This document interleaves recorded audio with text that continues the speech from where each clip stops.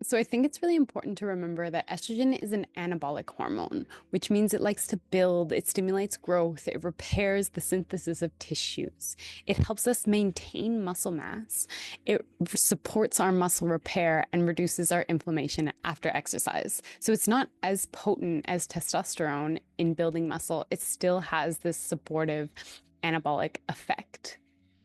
And so it's really good to focus a lot of our energy and exercise and building potential during this phase.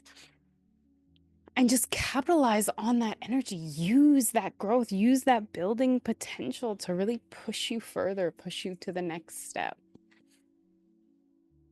Whereas when we talk about progesterone, progesterone is a catabolic hormone. So it breaks down muscle and it accelerates muscle wasting instead of muscle preservation. So there's certain times in our cycle when our body doesn't want to work.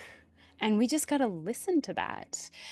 During our estrogen dominant phase, we're more resilient to stress. During our progesterone dominant phase, we're less resilient to stress. We're less able to build muscle. It's less easy to burn fat. Our immune system is not as robust. So it's really asking us to just come inwards, to just not focus so outward. And it's really challenging for modern women to drop into our luteal phase.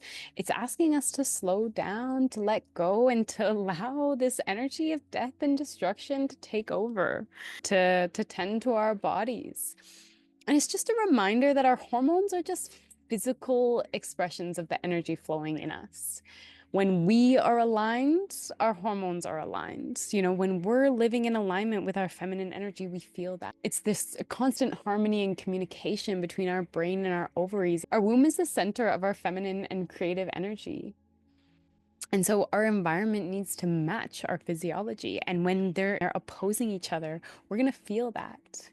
Our body is constantly orchestrating for us to release this egg every month. And if our body doesn't feel safe, or if we do not have the energy required to ovulate, then our hormones are going to shift.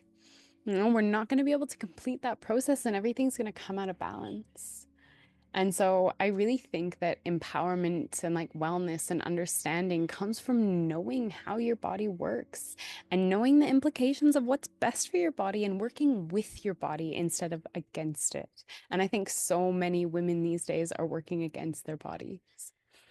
And so the more that I align to the rhythm of my body, the more I align to the rhythm of the natural world around me and just come into harmony. If you want to connect with nature, start in your body because you are Mother Nature in moving form.